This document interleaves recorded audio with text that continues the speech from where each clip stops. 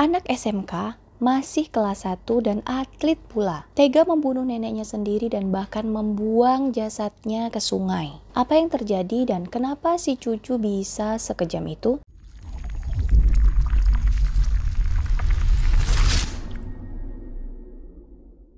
Kejadian mengerikan ini terjadi di Kota Malang, Jawa Timur, tepatnya di Kelurahan Bandulan, Kecamatan Sukun. Dan waktu kejadiannya adalah di tahun 2016. Waktu itu azan subuh sayup-sayup baru aja berkumandang. Tepatnya di hari Minggu 21 Februari tahun 2016. Di sebuah rumah berlantai 2 bercat putih sudah mulai terdengar aktivitas ya.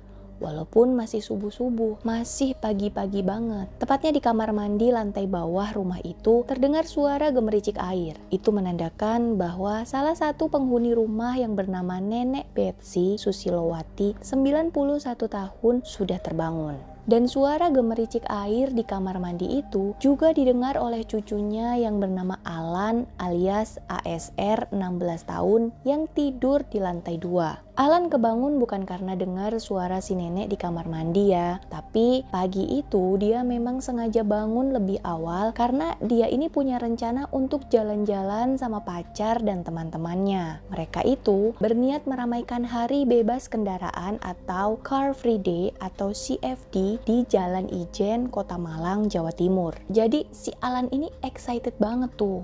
Bangun pagi-pagi buat siap-siap. Dan waktu itu rumahnya emang masih dalam keadaan sepi ya, karena sang ayah yang bernama Hendy Sugeng 55 tahun yang bekerja sebagai sopir angkutan kota udah keluar dari rumah jauh sebelum subuh. Sedangkan kakaknya Alan yang bernama Andika 23 tahun sedang menginap di rumah temannya. Jadi waktu itu memang hanya ada Nenek Betsy dan Alan aja di rumah. Dalam situasi sepi itulah entah iblis macam apa yang tiba-tiba merasuki jiwa Alan. Waktu itu entah gimana awalnya kepala Alan ini penuh sama bayangan ekspresi wajah bengis dan caci maki sang nenek kepadanya. Dan itu benar-benar membuat emosi Alan meledak-ledak tak terkendali. Berlahan-lahan dia pun menyelinap ke kamar tidur Nenek Betsy. Dia kemudian bersembunyi di balik pintu untuk menunggu kedatangan sang nenek. Begitu suara langkah tertatih sang nenek mendekat dan pintu kamar terbuka, secepat kilat Alan melancarkan serangan bertubi-tubi ke arah sang nenek. Walaupun hanya menggunakan tangan kosong, namun tetap saja nenek yang sudah renta itu seketika terjengkang dan jatuh ke lantai. Aksi kejam Alan tidak sampai di situ saja.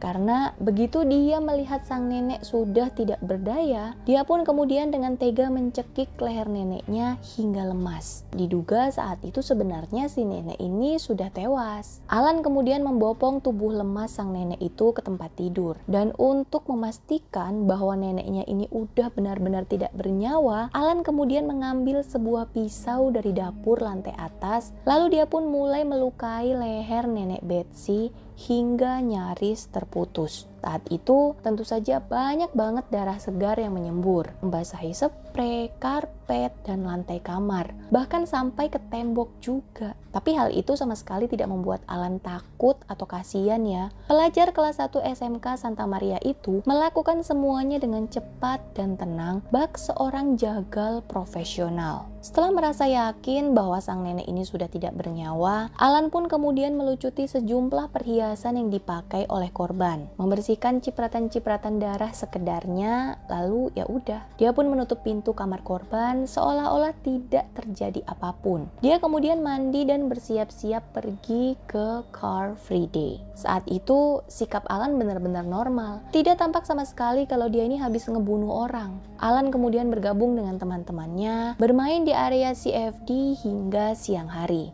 Dari area CFD, Alan kemudian mengajak kekasihnya yang bernama Susan 16 tahun jalan-jalan ke sebuah mall. Kepada Susan, Alan ini cerita kalau dia ini pengen menjual sebuah cincin yang dia temuin di dalam tas di rumahnya.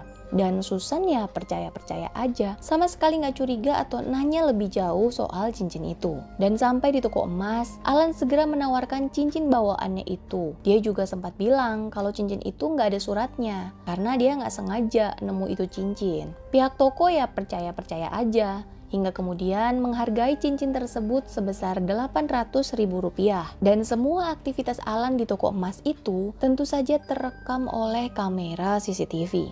Gak lama kemudian dia pun menggunakan uang tersebut untuk makan-makan, membayar hutang, dan bahkan Alan sempat-sempatnya bersedekah di sekolahnya pakai uang itu. Selepas asar, Pak Hendy ayah Alan ini pun pulang setelah seharian menarik angkot. Waktu itu rumahnya terlihat sangat sepi. Alan belum pulang, Andika juga sepertinya masih menginap di rumah temannya, dan nenek Betsy sang ibu sore itu juga tidak kelihatan. Waktu itu Pak Hendy ini sempat turun ke bawah ke pavilion sang ibu, dan ya sepi-sepi aja. Pak Hendy berpikir mungkin saat itu sang ibu lagi tidur atau kemana gitu. Saat hendak naik ke lantai atas lagi, Pak Hendy nggak sengaja melihat banyak bekas ceceran darah di dalam rumah ibunya itu. Tapi karena Pak Hendy ini lagi capek banget ya, dia lebih memilih untuk cepet-cepet bersihin ceceran darah itu ketimbang nanya dulu ke ibunya darah apa ini.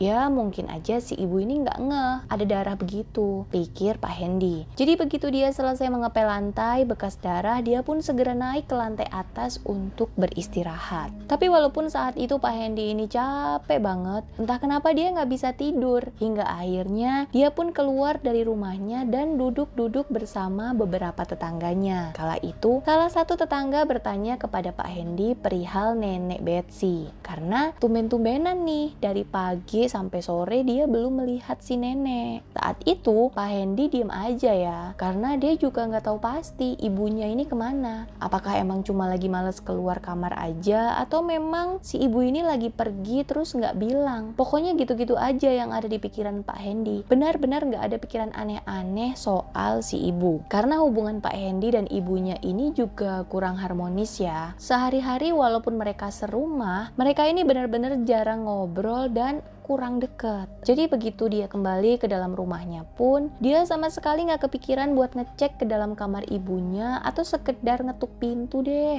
Karena mungkin dia nggak mau ganggu aja, takut ibunya beneran lagi istirahat atau apa gitu. Dan sekedar informasi, seperti yang aku bilang di awal, rumah yang mereka tempati ini ada 2 lantai ya. Nah, lantai pertama atau lantai bawah itu khusus ditinggali oleh nenek Betsy aja. Sedangkan Pak Hendy dan kedua anaknya ini menempati lantai atas, dan pintu masuknya juga beda. Si nenek pakai pintu utama yang ada di bawah, sedangkan Pak Hendy dan anak-anaknya ketika akan menuju lantai atas itu nggak lewat pintu itu, melainkan pakai pintu samping yang langsung menghubungkan ke lantai atas. Jadi bisa dibilang walaupun satu atap dan ada tangga yang menghubungkan antara lantai atas dan lantai bawah, kehidupan mereka ya masing-masing. Dan mungkin saat itu juga Pak Hendy ini emang lagi beneran capek, seharian dari pagi buta narik angkot kan, jadi udahlah nggak kepikiran yang aneh-aneh gitu. Nah, saat Alan pulang, dimana waktu itu posisinya juga udah malam ya, Pak Hendy ini sempat nanya ke Alan apakah dia lihat neneknya hari itu, dan Alan menjawab tidak tahu. Dan ya udah, pembicaraan mereka soal nenek Betsy pun selesai. Tapi ternyata pertanyaan sang ayah yang menanyakan keberadaan neneknya ini berhasil membuat Alan galau, karena tentu saja cepat atau lambat keadaan sebenarnya sang nenek pasti akan ketahuan juga. Alan pun mulai putar otak bagaimana caranya menghilangkan jejak kematian sang nenek. Akhirnya setelah berdebat cukup lama di dalam pikirannya, Alan pun memutuskan untuk membuang jasad sang nenek. Malam itu juga, atau tepatnya sudah masuk pada hari Senin dini hari, Alan turun ke lantai bawah, lalu nekat membungkus jasad neneknya dengan kain hordeng, kemudian berlahan-lahan membopong tubuh neneknya yang terbungkus kain hordeng itu keluar dari rumahnya. Saat itu, semua tindakan Alan tidak diketahui sang ayah ya, karena ayahnya masih terlelap dan kakaknya pun masih menginap di rumah temannya. Begitu Alan sampai di jalan yang sepi, dia pun mulai menyeret jasad neneknya itu. Dia jalan pelan-pelan, dan saat dirinya sampai di jembatan Sungai Metro, tanpa ragu, Alan pun menceburkan jasad itu ke dalam sungai. Setelah itu, Alan segera pulang ke rumahnya, membersihkan diri, kembali rebahan di kamarnya, dan mulai bersiap untuk berangkat ke sekolah. Karena saat itu, dia menjadi salah satu delegasi sekolahnya untuk bertanding bulu tangkis di SMA 8. Karena ternyata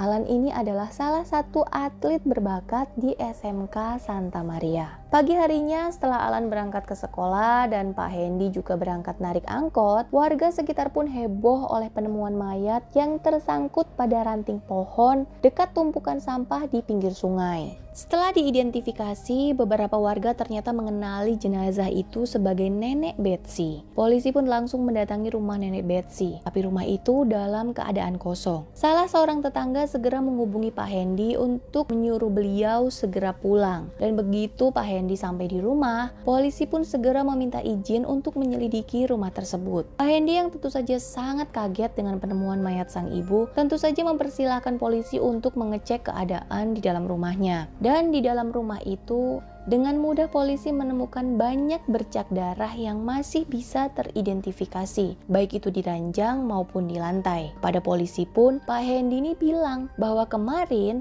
dia sempat membersihkan bekas ceceran darah di rumah itu, tapi dia sama sekali tidak menyangka bahwa itu adalah darah ibunya. Di sisi lain, kondisi rumah juga utuh. Tidak tampak adanya bekas perampokan atau perkelahian. Karena itu, polisi pun curiga. Jangan-jangan pelaku pembunuhan ini merupakan orang-orang terdekat korban. Mereka tentu saja ya Pak Hendy, Andika, dan Alan, orang yang tinggal bersama di rumah itu. Sementara itu jenazah Nenek Betsy segera dikirim ke Rumah Sakit Dr. Saiful Anwar untuk diotopsi. Polisi pun segera mengumpulkan semua bukti dan penemuan-penemuan yang ada di TKP maupun di pinggir sungai tempat jasad Nenek Betsy ditemukan. Sejumlah tetangga juga ikut diinterogasi sebagai saksi. Dan setelah melakukan serangkaian penyelidikan, polisi pun berhasil mengerucutkan bahwa kemungkinan besar Alan cucu Nenek Betsy adalah pelaku utama dalam kejadian ini. Polisi pun waktu itu segera meluncur menuju sekolah Santa Maria untuk menjemput remaja tanggung itu. Dan saat polisi sampai sana, ternyata Alan ini udah nggak ada. Karena saat itu Alan ini memang sedang mewakili sekolahnya bertanding bulu tangkis di SMA lain. Polisi pun segera menuju SMA 8 dan benar saja, di sana Alan ini lagi sibuk pemanasan sebelum bertanding. Polisi segera menghubungi guru olahraga Alan dan mengutarakan tujuannya. Sang guru yang tentu saja sangat kaget dengan keterangan polisi, dia pun akhirnya mencari atlet pengganti Alan karena remaja itu dibawa oleh polisi untuk dimintai keterangan. Menurut polisi, selama menjalani pemeriksaan, Alan yang masih berusia 16 tahun itu didampingi oleh seorang psikolog. Dan dari kajian psikolog, kondisi kejiwaan Alan juga normal. Gak ada indikasi sakit mental atau apa gitu. Hanya saja waktu itu, tim penyidik ini sempat dibuat jengkel karena Alan berbelit-belit dalam ngasih keterangan dan banyak banget ngasih jawaban palsu. Tapi setelah sekitar 5 jam menjalani pemeriksaan dan waktu itu polisi juga memperlihatkan rekaman kamera CCTV di toko emas, di mana di situ tertampang dengan jelas saat Alan sedang bertransaksi menjual cincin sang nenek, barulah Alan mulai berkata jujur. Tepatnya sekitar pukul 7 waktu Indonesia Barat, Alan pun mulai mengungkapkan seluruh kronologi kejadian dan segala unek-unek yang lama dipendamnya. Menurut Alan, dia ini menyimpan dendam yang sangat dalam kepada sang nenek karena tidak dianggap sebagai cucu oleh neneknya sendiri. Lalu bagaimana sebenarnya hubungan Nenek Betsy, Pak Hendy, Andika, dan Alan hingga peristiwa mengerikan ini harus terjadi? Awalnya Pak Hendy punya seorang istri bernama Ibu Maria, dan setelah menikah mereka pun tinggal di sebuah rumah pribadi. Namun menurut beberapa sumber yang aku baca, rupanya pernikahan Pak Hendy dan Ibu Maria ini sangat ditentang oleh Nenek Betsy, ibu dari Pak Hendy. Tapi walaupun ditentang habis-habisan, mereka tetap saja menikah hingga lahirlah Andika dan Alan. Seiring berjalannya waktu, banyak badai rumah tangga yang mereka alami. Hingga akhirnya beberapa tahun belakangan Pak Hendy dan Ibu Maria ini memutuskan untuk berpisah.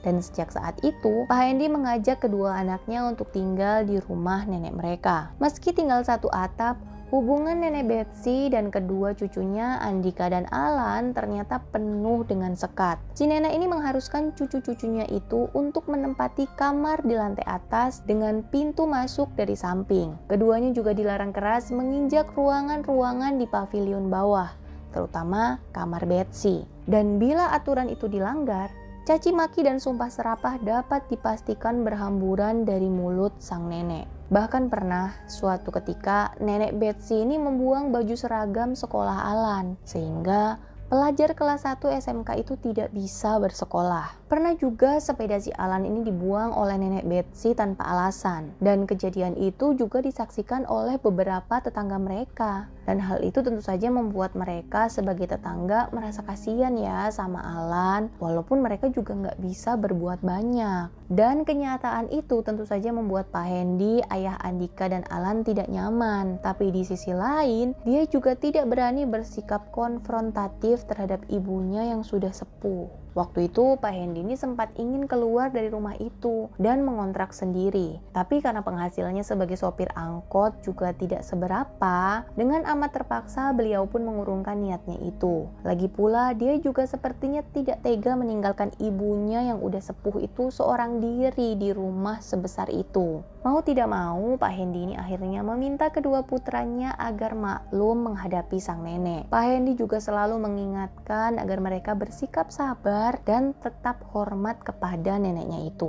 Tapi meski begitu, Alan ini kan masih remaja ya. Dia masih tidak habis pikir mengapa sang nenek begitu membenci dirinya. Emosi Alan juga kian membuncah kala suatu saat sang nenek ini dengan bengis mengatakan kepadanya bahwa dia adalah cucu yang sangat tidak dia harapkan. Udahlah, setiap hari dapat perlakuan tidak mengenakan, dikata-katain sekasar itu pula.